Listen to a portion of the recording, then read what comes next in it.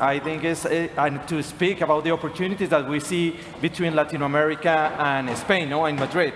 And we were just like talking in the backstage, the opportunities that we are just seeing, no? I have the opportunity to be working here in Spain for many years, but also I work in Latin America. I be like leading the innovation agency in Colombia, and we are just seeing how the ecosystem are changing. No, you have heard many things about Latin America, things that are like happening right now. Many venture capital just like opening there, just investing there. We have the new unicorn in Latin America that is Noport. It's like amazing just to have with these guys.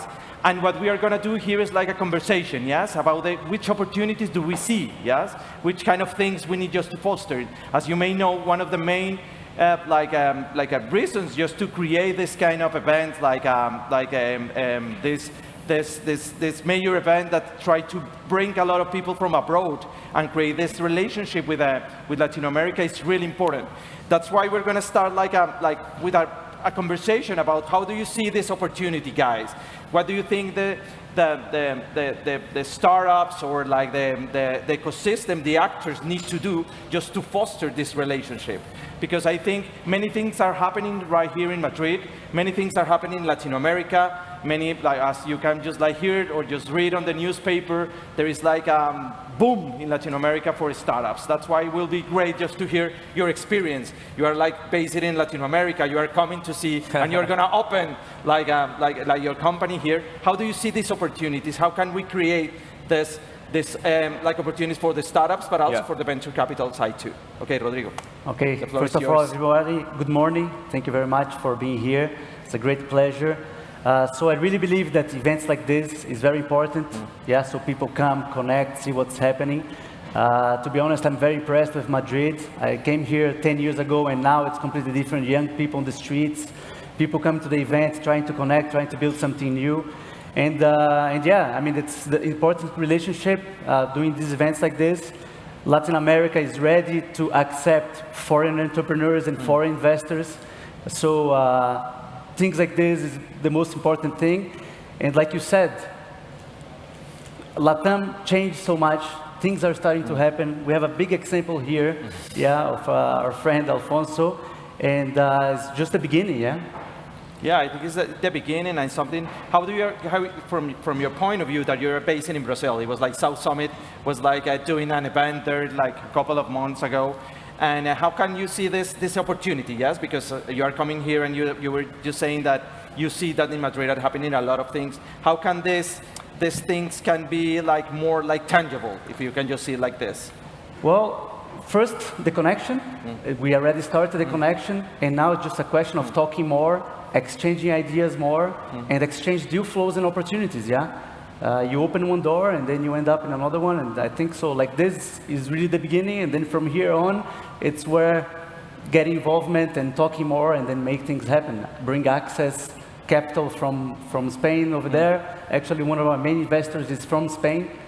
Family from Alicante, so I mean it's... You're just showing them like the opportunities that you have in Brazil, just to invest there too. Exactly, and since, like you said, like it's all over the news, it's a reality. Now we have access for capital for angel very early companies, angel investors are there, accelerators are there, seed early stage funds are there, growth funds, and then last few years we saw M&As, IPOs. So it's really a reality, and it's just the beginning. If you look at the GDP of tech in Latam, it's like 3.5%, whereas USA is at 45%, China is at 30%. So there's a long path. Yes, but I think we are in that way, no? Yes. I think there are many things are happening in the tech sector in Latin America, and I think we will just like be in that place too, no? For sure. Okay, no, thank you very much. Stefan, it's like we have an honor to have a Stefan here, a person who lives in my country, in Medellin. It's like we were just like talking about what the things that are happening not only in Bogota, also in Medellin, that is like a hot spot for entrepreneurship and innovation in Latin America. Just like talking, maybe you can just talk about what is your impression about what is happening in Latin America, and again, what did you see in between the relationship that we can just like strengthen between the Latam market and the European one, because at the end, I think there is also an opportunity for the Spanish market to be the door or to open opportunities for the rest of European countries. Because I think it will be great just to create the connections. Maybe Madrid or maybe Spain could be like the first step. But for entrepreneurs in Latin America that wants to open like markets in Europe, that is not common. Yes, you know that for Latin American startups, they always see like opportunities in the US. Yes, it's the first step that they want to take. But again, I think there is like a lot of opportunities here in Europe too, and we need just to create this relationship between the two continents. Again, Stefan, I believe you mentioned it. There's a natural connection between Spain and Latin America. Goes back what Rodrigo was saying, and look, from my side, as a European, I've had the privilege to be in Latin America for the past decade, almost entirely involved in tech entrepreneurship. I've lived also in Madrid sometime, German of origin. But that you know all the places really good, no? So I tend to believe that I'm able to compare and see a bit the differences and also the synergies between the different geographies. And I would say Spain as such is ideally positioned to be this bridge in both directions. Yes. So for instance, from a Northern European perspective, it's a far wider stretch to say we expand to Latin America, where the connection is not as natural, but really from Spain is a huge opportunity to capitalize on and let companies and talent flow from one side to another. And we increasingly see this. So at Latin Leap, what we do is one of our areas of activity is basically we look at growth stage companies from different geographies, including Spain, and help these companies come into Latin America. So we've had a few examples. One is Readmo. It's a well-advanced fintech from Spain, and we were able to help this company enter the Mexican market and then further down into other parts of Latam. And what we see is there is a certain requirement, certain need to help these companies and to the first step. But once it's there, I mean, they tend to be able to see the opportunities and go on their own. So it's about taking the first step in many ways. Yeah. But you were, for example, from your case that you're like German, yes? And you know also the German market a little bit. How can you see that we can just create that bridge between like Germany and Colombia, but passing by maybe Spain, yes? Just to see like the first step, just to, that is more a natural market for the startups. Yeah, I mean, so not only professionally, but also culturally, Spain in many ways is the point of connection between other parts of Europe and Latin America. So for those trying to venture into the Latin American market, it's a great step in the middle. But you don't think there is a gap in that part? Yes, there is not a lot of like, I don't know, funds or maybe like accelerators that are helping the other European like startups to go to Latam, or what you're seeing in that perspective? Yeah, so indeed what we see and where we believe is an opportunity is that many, when you're talking about capital, many VCs are geography focused, and would look at early stage in their specific geography. So the mandate many times does not include cross-border. Yeah, because it's more risky. Yeah. It's like you want to like invest in the ones that you are like seeing in your market. It maybe could be like that because of this. So exactly. I mean, wherever there's risk, there's opportunity as well, no? And so in this sense, I believe it's great that everyone is here. Happy to engage after the discussion. Also for those interested in learning more about the Latam market, of course. Yes. Okay. Okay, Alfonso. Yeah. That's but first of all, I would like to congratulate, yes, because we have the latest unicorn in Latin America here. Thanks like for you that. have to tell us about that, yes? How is the feeling? Yes, I can imagine that your cell phone was like ringing a lot after that news. All the people just like trying to connect you, to speak with you. No, it's been really great 3 years since we started Nowports, right? Yeah. And I think when we were talking just about the connection between Latin America and Spain or Europe, at Nowports, we saw it like, we saw Spain as one of the doors to Europe, but also as one of the biggest markets that we could ever tackle on. Just to give you an idea, there's more than, well, on average, $300 billion of exchange between Spain and areas near Spain to Latin America every single year, right? So we have a really big market of just importing and exporting. And the first office that we wanted to open outside of Latin America was just Madrid in Spain, and we're doing that for the next, ideally 2 months. We're still building our team here, etc., but excited on that, right? So I think Spain more than a door to Europe, which is a door to Europe also because of culture, language, market, etc. It's also a big opportunity for other Latin startups, right? And not only on specific sectors, but I think on the consumer side, on the B2B space, etc.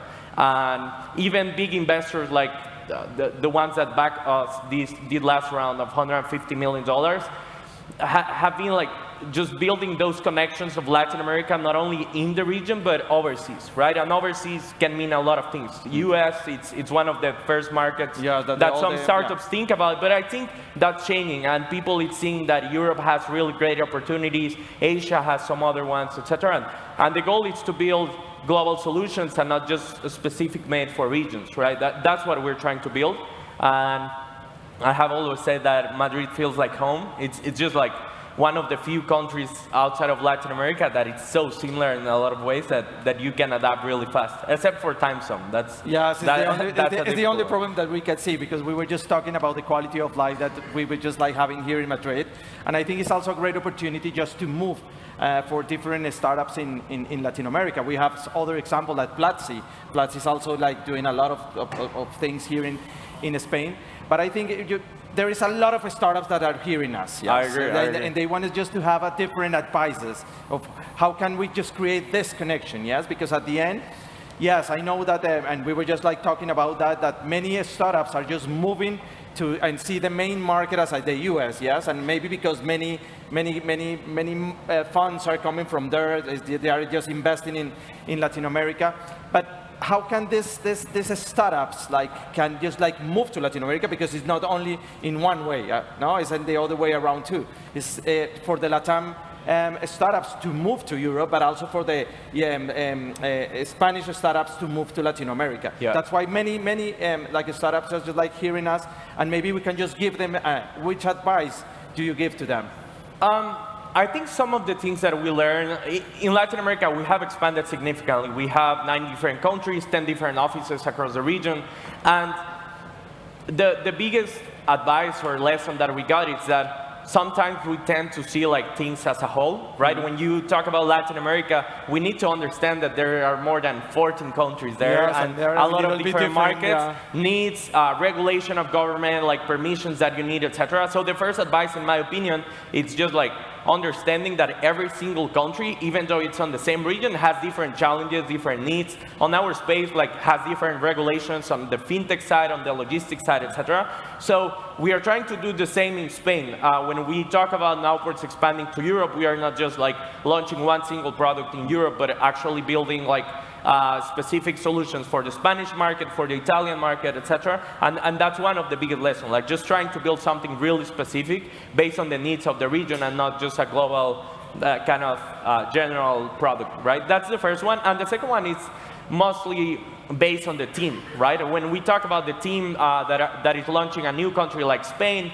it reminds me to when we expanded to Brazil.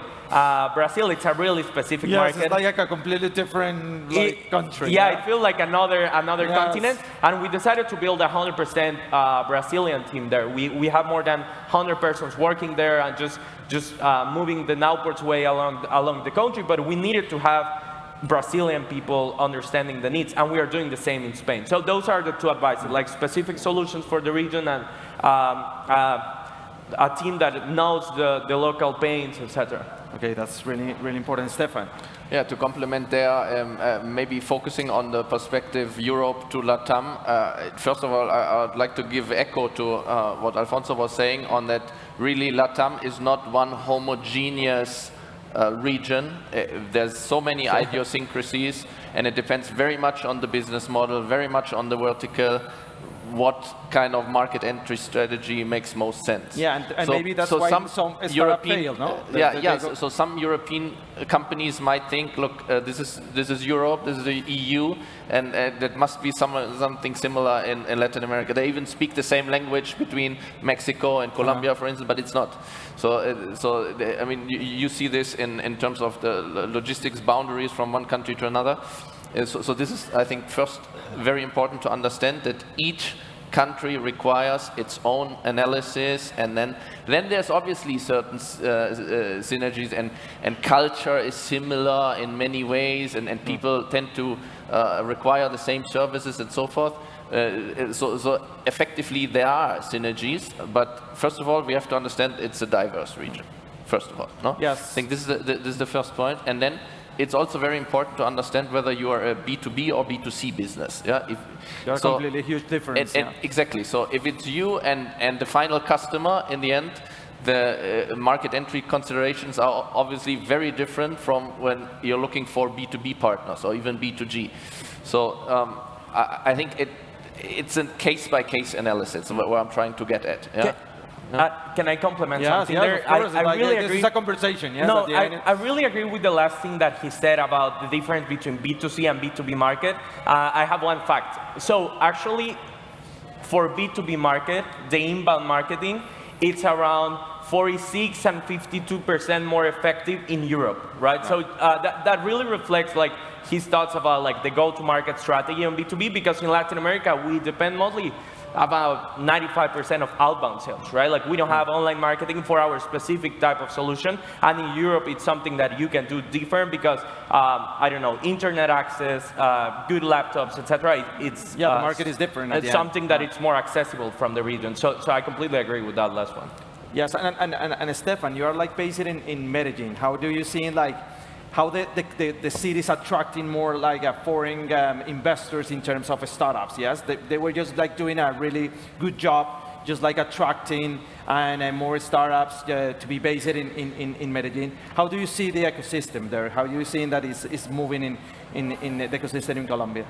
Yeah, speaking specifically about Colombia, which is a talent hub. So for those not familiar, I mean, it's one of the larger economies, but it's clearly smaller than Mexico and Brazil. Yes. But at the same time, you have a high concentration of talent and a sufficiently large domestic market. And within Colombia, obviously Bogota is the capital, but there's also Medellin, which you were referring to, is the second largest city, and in many ways has concentrated innovation activity. There's many startup events similar to the South Summit, and I believe that the city has done a good job in kind of promoting this environment. We see large international companies building their IT force, their development force up in Medellin, and also a few startups or scale-ups from the region basically building a presence there. So I can highly recommend it to come and visit at any stage. And I would like to add one more point, and maybe hand it over to Rodrigo also. But on basically another advice for a European company to consider the Latam market, and it's also very much about the stage. So obviously, as a founder, one is very ambitious, and I'm here to basically enter into all markets and become world domination. Yeah, but it's very much about the stage. Don't consider, I would say, consider entering the Latam market too early in your lifetime.